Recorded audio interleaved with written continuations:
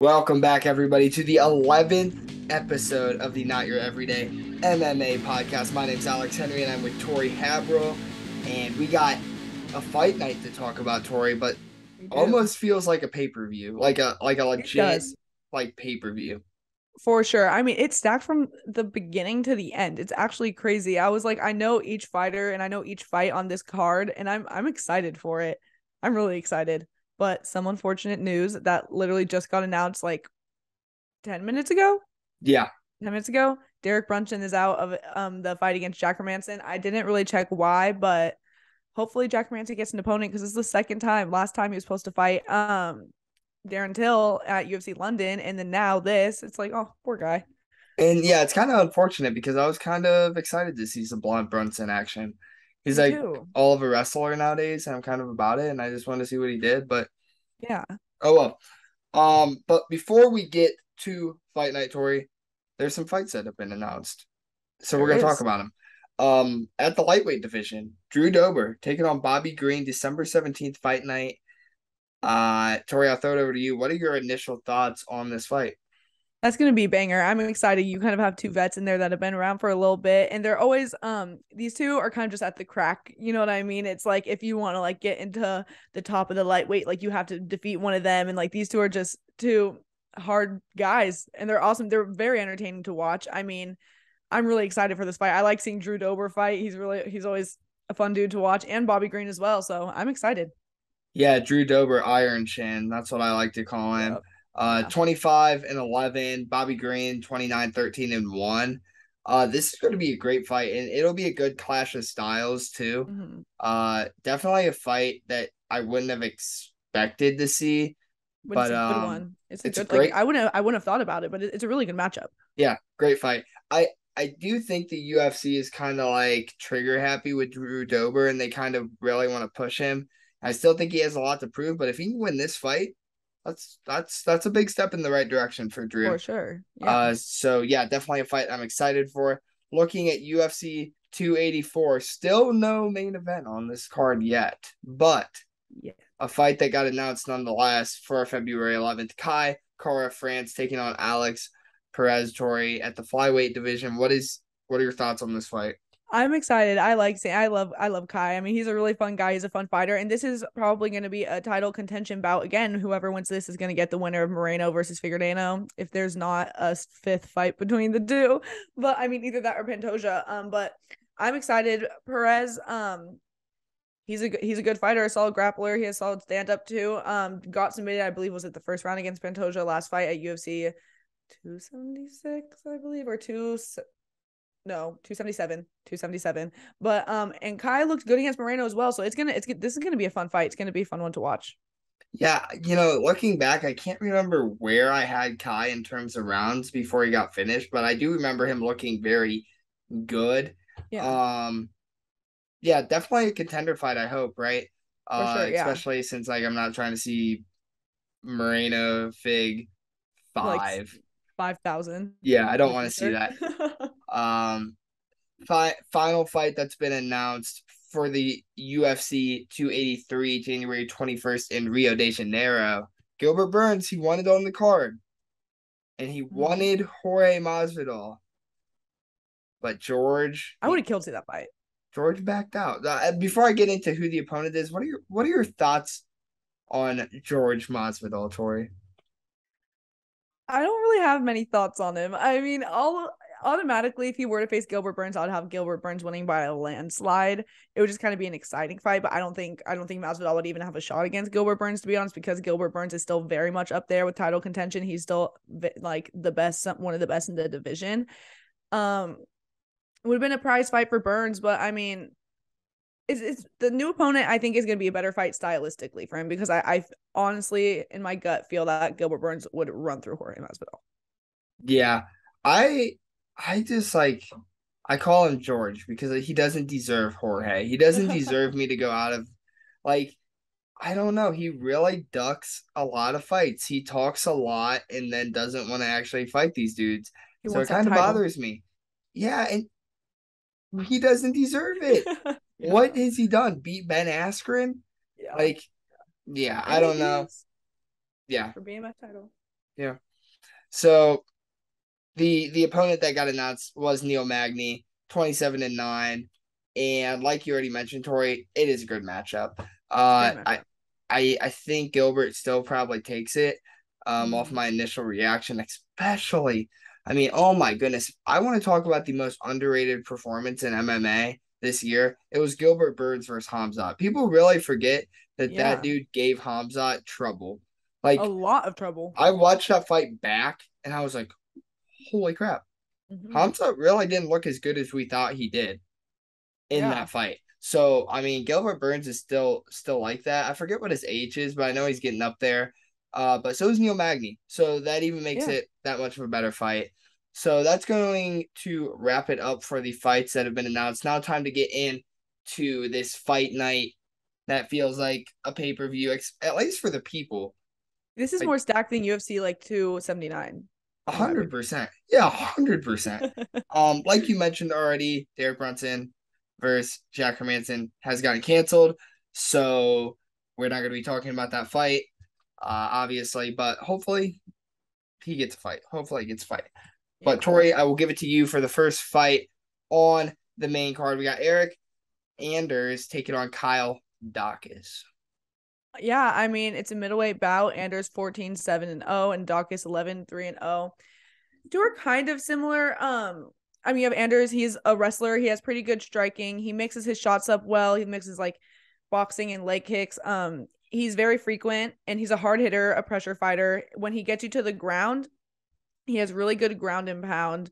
But he can keep his hands a little bit low, which makes it easier for him to hit sometimes. And then you have Dawkins, a decent striker. He's a very, very good grappler with not a lot of wrestling. Was very not greatly knocked out in his last fight. And just not the best chin. He's getting a little older. So I mean, where Dawkins as well as he's very good in the clinch, but I think that's going to be harder with a guy like Anders. I have Anders winning. I think they're similar. I just think Anders better in a lot of aspects. I think he's has better ground control when he gets it to the ground because he has the ability to get it to the ground, whereas Dawkins has trouble getting his opponents to the ground. But once they're on the ground, he's great. Just can't really get them there. All fights start on the feet. And so I think Anders overall has a better shot of winning this. I'm not sure how. I'll say by decision. I think he's going to get him to the ground and control him there. And if he can defend the submissions, I think Anders is going to take it this fight. Yeah, good breakdown, Tori.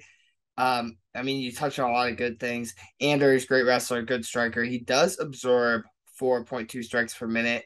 And you were kind of talking about how he gets hit a lot. You said he drops his hands. Yeah, That's pretty true. yeah, 4.2 strikes isn't bad. Not good, but not bad either. But that's where that comes from. He averages a takedown a fight. Isn't a lot for a guy who wants to win by wrestling. And you mentioned how yeah, Dawkins struggles to get things to the ground. He actually averages two takedowns a fight. So while on paper it looks like yeah, Dawkins is better at getting things to the ground, I do actually agree with you, Tori. Whereas yeah. from the matches I watched, Dawkins does struggle to get things to the ground. However, he does have an 86% takedown defense, I which did I see think that. Yeah, will help him in this fight. But like you mentioned, he's good at BJJ. He's a good striker. Overall, I think this fight's a little closer yeah. than you might have Then made I it said, yeah, seem. Um, I think that Eric is a tougher guy, and that's going to yeah, get him a win. And being the tougher guy doesn't always help you get the win, but I think he's also stronger and more powerful. And I don't know if I think he's the better wrestler, but I think in this match he can be the better wrestler. yeah. Uh, so yeah, I'm not confident with my pick, but I'm gonna take Eric Anders as well. Yeah, am a little bit of an Eric Anders fan because the first time I watched like MMA, he was on the card, and so ever since then, like there's some fighters that were just on that card. I'm like, and You so like him? I like them a little bit, but I mean, yeah, I'm excited. Anders is a tough dude. So is Dawkins, but I just think Anders has a little bit of the upper hand on some stuff, especially some striking. I just think he has a little bit more power, but Yeah, he definitely does have more power striking, and that's kind of the basis on my pick. So yeah, yeah, Derek Brunson for the fifth time. Fight got canceled. That would have been our next one.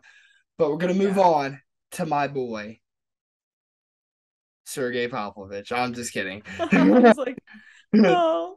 Sergey Pavlovich taking on Tai Tuivasa, and I shouldn't diss Sergey like that because I actually do enjoy watching him fight a lot. But Tai Tuivasa is my man. So I mean, Tai. What more can I say about the guy? Powerful boxer. My favorite thing about Tai, Swing and actually, bang. everybody really likes to talk about dude's boxing. His body kicks, wild. So funny. Yeah. I I would was about to say not want that. to take a body kick No. from Tai Tuivasa. Not a shot. And he doesn't really fight like a heavyweight. He fights more like a light heavyweight, middleweight kind of. He looks He's like a heavyweight. yeah, he I no, was he like, man, definitely looks does. like a He doesn't look like how he heavyweight. fights. No, Uh, not at all. so the thing with Ty is his chin, right? People say it's pretty questionable. But overall, I mean, I wouldn't say it's bad. It's been tested. It's been tested Yeah. recently, and Cyril Gahn, obviously, the one to really expose it. The thing is with how the chin works is, the more you get knocked out, the worse it'll get. I still think he has a good chin. I still Yeah. think he has a good chin, and I think he's just tough, is what it is. Those Aussies they're built different. They're And crazy. Yeah. as for Sergey, a lot of the same stuff, honestly. Really, really good striker, has a lot of power, and he's quick on his feet. He has good technique, good cage control. Neither guy's a wrestler, Tori. So you know what Nope. that means? Swing and Somebody's getting bang. knocked out this Saturday. Someone's Some swinging and banging. somebody is going to get knocked out, and that's pretty much how it is in a heavyweight match either, which makes them very hard to pick. Sergey Yeah. Pavlovich is good. He's very good, and I really want to take him, but I think that Ty is a little more of a dangerous striker. I Hmm. think that I think Sergey is a really good striker overall, maybe better than Ty, but in terms of like the damage that you're going to take, Ty's going to hurt you. Ty's going Oh to hurt yeah. you way more. So with that being said, I'm taking Tattoo Tori. I'm 1000% going to agree with you. And I think I have a little bit of a stronger opinion than you do. I think Ty actually has a lot of a bigger advantage because, I mean, if you look at his last fight, he almost finished Cyril Gahn. He was so Yeah, close to no, finishing no, Cyril Gahn. He looked so facts. good last fight, and he literally 2 seconds away from knocking him out. I mean, man is so tough. He went on a long win streak, a long skid, and if you look at who he lost to, it's Cyril Gahn, who he made him look worse than Francis did in their Sure title did. fight. I mean, he hurt him a lot more. Ty has a strong chin, and when people say he gets like cracked and stuff, yeah, he got cracked by Derek Lewis in like a brawl where both of them no defense, just swinging. Like you're gonna get cracked by Derek Lewis. You know what I mean? It's just like I think 100%. he's I mean, just heavy hands, such good leg kicks, as you said, has developed so much as a fighter in the past couple of years. I mean, crazy, huge overhands. I literally wrote granite chin, like survives Derek was granite chin. Um, Overall, I just think he has more experience. And you have Pavlovich, who just had his recent loss, which was controversial. I think it was a little like I didn't think he Such a lost. bad Anyways, call. I did not think he lost the fight at all. Anyways, Yeah. also amazing striker, boxing style. He's quick, good volume, and he has a pretty good chin. But I just think Ty, almost like the last fight, is just better in the aspects. You know what I mean? Just by a little bit, a lot more experience. He knows what it's like. He's fought the toughest dudes in this division, and I think he gets this one done. And I think he's definitely belongs in the top. And I think he can get it done. I think he might maybe for a second round knockout. But I mean, yeah, I think overall Tuivasa has the upper hand on this fight. Yeah, so you mentioned, Ty deserves to be on top. So I want to bring up, Tori, the heavyweight pound for pound rankings, and I'll read you to seven. So number one, well, the champion Francis. Number Mm-hmm. one, Cyril Gahn. Number two, Stipe. Number three, Hasn't Curtis fought in almost two Blades. years. Number four, Tai Tuivasa. Number five, Sergey Pavlovich. Six, Tommy Aspinall. Seven, Derek Lewis. Stacked. People forget this division is crazy. It's crazy. It's filled with a lot of diverse fighters too, especially for heavyweight. You have your Yeah, Tom Aspinalls and your Cyril Gons. You have your Curtis Blades, the wrestlers, and you have like your bangers, Latai Tuivasas, and the Derek Lewis is in there. There's a lot of different talents in this division, and there's so many cool matchups to make. And I mean, John Jones, dude, when you coming? Like, come on. Like, when are you coming back to the stand? Like, are you or are you not? Stipe, what's going on with that? Like, right. Well, the bring it rumor back. that I saw today was that they're working on getting John Jones, Francis Ngannou. If Francis couldn't get the contract, then Curtis Blades would step in, which I am just not a fan of that. I Yeah, think that no. Ty deserves the shot way more, or at least Cyril gone. Cyril, that would be an insane fight. Cyril Gone versus John Jones. Are you kidding me? Yeah, I mean, I think both of those guys. Notice I skipped one person, Stipe. Yeah. But did I want Stipe to fight John Jones? Absolutely. Oh, I didn't. As in, why didn't you want it though? Why didn't? Yeah, Because Stipe's getting older. I want Stipe to retire as Stipe, not as the guy yeah, who lost and to John that's valid, Jones. and that's the only good excuse. That's the only good excuse, and that's how I Yeah. feel now. The reason I didn't bring up Stipe is because if he was going to fight him, he would have contract would have been signed. It Yeah. would have been happened. The fact that he doesn't means I think it'd be forced, and I think that Stipe either just wants to be done, or he wants to have a good walk off into the sunset. Yeah. So yeah, definitely. The heavyweight division is quite interesting right now, and it's thanks to Francis because he puts everybody at a standstill. They So should put Stipe against Harry Hunsucker, the man who's only first round finished and only gets finished in the first round. I think that should be his retirement fight. I think that would be a good one. yeah, I think that's fair. I think that's fair. I think that's a solid fight. Put him against Jake Paul. Put him against Jake. Throw Jake Paul in the octagon with Stipe and see how he They're does. See both how tough Ohio this man really boys. is. They are, but would they fight each other? I would. I wonder. That would That'd look to be be a good fight. that'd be interesting. It'd be interesting. I feel It like Stipe would. might kill him. Yeah. Um, yeah. Yeah, maybe for sure. Um, Tori, I'm gonna get into the next fight. We're both taking Ty. We're Ty fans here. Yeah, yeah, We're for taking sure. Ty. Yeah. Next guy, I've heard his name pronounced a couple different times. I think it's Mateus. Mm-hmm. Um, Mateus. I've also heard, Mateus. I feel like Mateus. and I've also heard Mathis. I don't think that was right. So Mathis. That sounds like someone who like hates Matthew Mathis.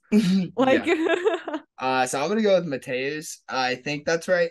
Mateus Nicola taking on Matt Schnell. Um, Mateus, technical striker, averages over a takedown, a fight with a great 93% takedown defense. Uh, I think he likes to fight on the ground, but he's proved that he could be a good technical striker, and he has really subtle power too. You don't really see it. I talk about yeah. deceiving strikes often on the channel, and there's a couple guys that are like that. This is one of them. When you look at Matt, on the other hand, other good striker, has like Muay Thai in his pocket, but really good Brazilian Jiu Jitsu as well. Doesn't average a takedown a fight. Averages less than a takedown a fight. So what's that tell me? What does that tell me? Yeah. Who's the better striker here? Yeah. Mateus, in my opinion. I think this is a hard fight, but I'm gonna take Nicola. I think he's just more well-rounded fighter, and I think he could be a serious contender one day. So I agree. I'm a fan of Chanel though. His last fight, are you kidding me? He like came back from the dead. what a And comeback fight. and he didn't Holy even just come crap. back from the dead. I forget his opponent's name and it's a hard one to pronounce, but he made him look actually dead. Like I thought he died on the ground. There was blood everywhere and he was like fully not breathing for a second, I swear. It was insane that fight. It Insane. finish of the year, fight of the year potential, honestly. But overall, other than that, I was kind of basing it off that, but I mean, I have Matthews too. I mean, he's a good striker, a technical striker. He's a good grappler. He averages multiple takedowns in a fight. Control has good control when he does get the opponents to the ground. Hidden power, even as a flyweight. He's just overall a very well-rounded fighter, and he's tough as nails. And then you have Chanel, very good BJJ. He is best at counter striking, and like you said, not great takedown accuracy, but he is known to get through adversity, as we saw last fight. So this dude is also tough as nailed. Great submission game as well. But overall, I'm excited for this fight. Talking about it out loud, this is gonna be a great fight. No, it is. It's gonna be. I feel it's gonna be a bloody like war. I'm excited. I love seeing the little dude just go at it. That's what they Like do. That's what they're good at. They're good at it's not getting crazy. knocked out and just Exactly, and just hitting going. each They're other. cardio and they're just fast and everything, and I Mhm. love it. And so I'm gonna go Matthews too. I was gonna pick Chanel, but the more I talked about it out loud, the more I'm looking at it. I think Matthews is just overall the better fighter, more technical, and who knows who is more tough. We'll find out on Saturday. But I'm excited for this fight. It's gonna be fun. Yeah, no, I'm excited. Alrighty, the co-main event of the evening, which I'm surprised this is the co-main event. I would have put Ty here. I'm I would. Yeah, okay, actually, me too. I was surprised that Ty was lower, but who knows? We had they're like, both top five heavyweights. yeah, this could have been the main event, For real. like Yeah. the main event. For real. Yeah. But you know what? They just blessed us. Like it's fine. Like it's on one card, so No, it's there's so great. many good fights. I don't care the Yeah. order. I get to watch them No. either way. Exactly. And better for Ty that is 3 rounds, to be honest, than five. So like you never know. Good point. But I mean, for the co-main event, well, at welterweight, we have Brian Barbena versus RDA. Now, this is an exciting fight. Like when I think of this fight, I just think of like two granite dudes that have just been in the octagon for so long, just going at it, just proving who's still in the game. I mean, yeah, Barberena, he's a dog. Like you know how you like say like he's a dog. He Like got that that man, dog in him. he got that dog in him. He is so insanely tough. He's coming off of the knockout against Robbie Lawler. He's just overall such a fun fighter to watch, but he has been in a lot of wars, which is a little worrisome because the chin. Not the most technical fighter. He's definitely a pressure fighter. He's always walking forward and just throwing. Just throwing. He is a hit and be hit, kill or be killed type guy. Pretty good cardio, heavy hands, and an okay ground game. And then you have RDA, the legend, the future Hall of Famer, former lightweight champion of the world. He's so well rounded. RDA is good everywhere. I mean, he's solid volume striking. He's good on the ground. And I mean, in his last fight against Fiziev, he took him down and he had more than like 6 minutes of control time. Like, yeah, he like got finished, but he still did that, which is good. And it was against a top contender. And his previous fight against Moicano, he dominated him. I know it was last minute, but he like I was there at that fight. I feel like I could hear the punches from like a mile away. It was crazy. I'm gonna pick RDA. I just think he's still more technical. I think he's not going to want to brawl as much as Barbane is going to want to, and I think he has the ability to finish it. I think he might stay away a little bit. But yeah, I mean, it's gonna be a really fun fight. I mean, it's legend against legend, vet against vet, dog against dog. Like, come on, like let's be honest. So I'm excited to see it, but I'm gonna go RDA on this one. Yeah, not a bad pick, Tori. Um, Great breakdown. RDA, well rounded. I like that. I think Yeah, he probably leans to his BJJ. yeah, But overall, well rounded, could do whatever he needs to do to win. Tough losses recently. yeah. Didn't look bad in him though. Like you Mm-mm. mentioned, he had some good control time. And he still shows off some wrestling. Like he still Yeah. shows he can wrestle. And I think that's the hardest part about getting older because your Mm-hmm. cardio is just like you're like puffing air. You know what I mean? So Yeah, I give him credit there. Um, as for Brian Barberena, great cardio. Loves to yeah. march forward, throws haymakers. Yeah. Isn't known for wrestling, but we have Mm. seen him wrestle before when he needs to. Doesn't mean it's good, but we've seen it. Yeah. Um, RDA, way better fighter. Every aspect. Mm-hmm. He's 38 years old. It really, really, really bothers me. Brian Barberena is not much younger, but when it comes to a crazy fighter versus an old technical fighter, I hate to make this pick. I tried to look up the odds real quick. The odds actually aren't made for this fight yet. But if I had to pick, I'd probably say RDA is the favorite. Mm-hmm. I'm gonna take the underdog here. I'm gonna go Brian Barberena. I really think that Brian Barberena can kind of put a nail in the coffin for RDA and just show, all right, give him some cans, give him some cans. I mean, Brian Barberena is a can in his own right in a sense, but I mean, like, give him some nobodies, let him Yeah. walk off in the sunset with his money. I think he can get it done. I really do. I think, By right? finish?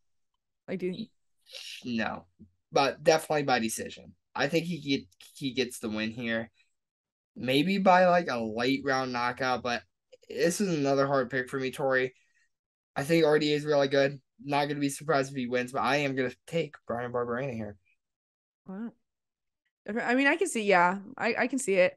I think RDA, that man just he still looks so good too for his He age. I'm does. surprised. He He does. still looks insanely good. So I mean, oh, disagree. First On to the main disagreement. event. Yeah. Uh, Stephen Thompson taking on out of retirement Unretired. Kevin Holland. Kevin Holland came out of retirement for this fight because it's a striker versus striker fight. Mm-hmm. Hey, you got the Karate Kid over here, Stephen Thompson. I mean, talk about a career, man. You are one of the better strikers to come through your weight class ever, Mm-hmm. and you won many matches doing karate, like karate Yeah. style striking. Yeah. I mean, we're talking. Pretty sure this dude be like Jorge, as I call him George. Like he's got Vicente some. Luque. Yeah, he's got some legit wins, and he's very Yeah. good. Um, Almost it, won against Tyron Woodley. Almost. yeah. That. I think what he does so well, though, besides just me saying karate and expecting everybody to know what I mean by that, is he stands on his side. If you look at like Conor McGregor, when he strikes, it's a very Conor McGregor esque stance, and he outclasses his opponents most of the time when it comes to striking. Kevin Holland, though, that's my dude. Very diverse striker, great accuracy, great power. Uses his range well, which is going to help him here. He's got a 6 inch reach advantage in this fight. And, reach isn't the most crazy thing in MMA, Well, it's except a when it form comes of a fight. to a striker versus striker fight, Mhm. when you don't have to worry about people going for takedowns. When it's a striking match, 6 inches, that's a big deal. Yeah. Both guys have struggled with wrestling. However, Kevin does have BJJ when it comes down to it. So I would give him a slight advantage on the ground. Came out of retirement after his Hamzat fight, which sent him out of the UFC essentially. He said, I'm done after this guy. Yeah. He's like, no, no Um, more. Another hard fight for me to pick, Tori. I think I like Kevin here. I told you my rule a while back that that was actually the last pod. No, it was UFC 281. I said, look, the dude's 10 years older. I'm taking the younger guy. Yeah. Well, this is a 9 year difference. Close enough. I think that what I need from Kevin Holland is for him to prove to people how good of a striker I keep telling people he is. I keep Yeah. saying, look, Kevin Holland's a legit striker, and then he gets caught in wrestling matches. Not discrediting Stephen Thompson. Honestly, would not be surprised if Stephen Thompson wins. I do think the odds are up for this fight, and they're close. -110 to -110. As I mean, Yeah. it's coin toss. It's really a coin Yeah. toss, and that's how I feel. So I'm flipping my coin heads. I'm going Kevin Holland. I feel the same way. This fight, I really don't know. I know who I like more. And so that's why it's kind of even for me. So I think I'm just gonna go with my heart on this fight. I mean, you have all Kevin Holland, he's a very accurate striker. He has very quick boxing. As you said, he uses his range so incredibly well. As we all know, the best wrestler in the world, in Kevin Holland. I'm just Awful, fully just kidding. I'm fully awful just kidding. wrestle, That was completely awful a joke, wrestler. guys. To the audio only listeners, we were Yeah, kidding. that was a joke. I'm just kidding, but a horrible wrestler. But it's fine. I mean, there's not going to be really any wrestling here. I mean, he got okay. It was against Hamzat, but he got mauled last fight. I mean, like, let's be honest, it's him into retirement. It was sad, but it was against Hamzat Chimaev on a day's notice. Like, man didn't prepare for that. He prepared for Daniel the Slug Rodriguez, just the man that likes to strike as well. But he also has underrated power in his hands.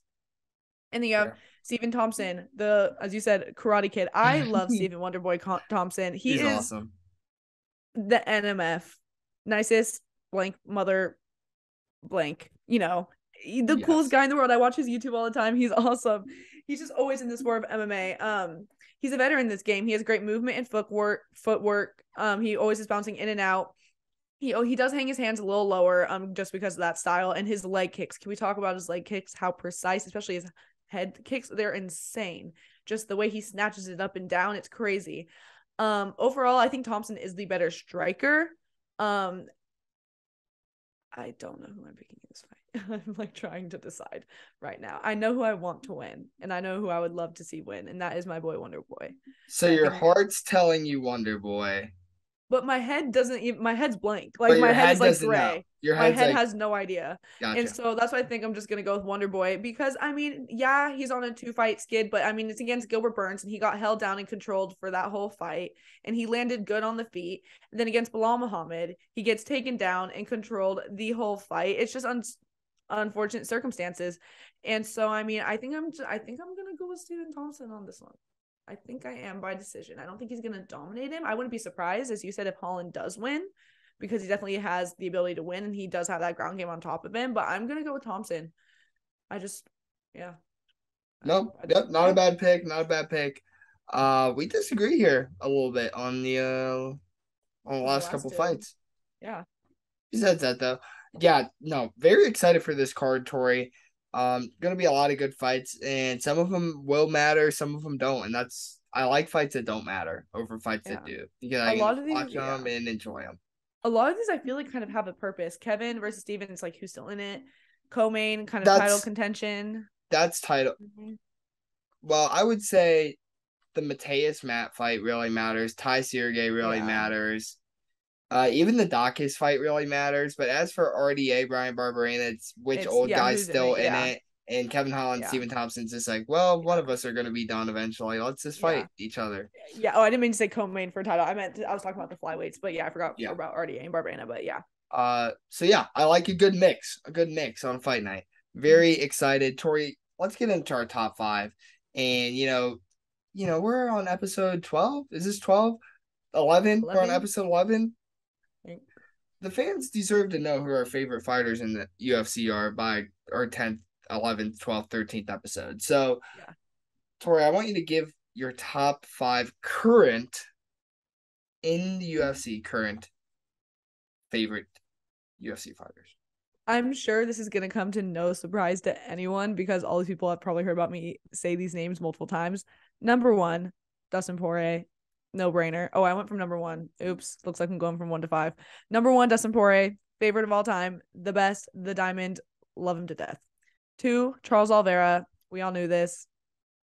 No explanation needed. 3, that was not needed. And then that was not needed. Charles Oliveira, okay, he is an amazing guy and an amazing fighter. Anyways, next 3, Marlon Cheeto Vera. I love this dude. He is my MMA crush. The one person I have, he's just, he's perfect in every aspect. I love him. He's a cool guy too, and he lives near me. Actually, he lives like 15 minutes away.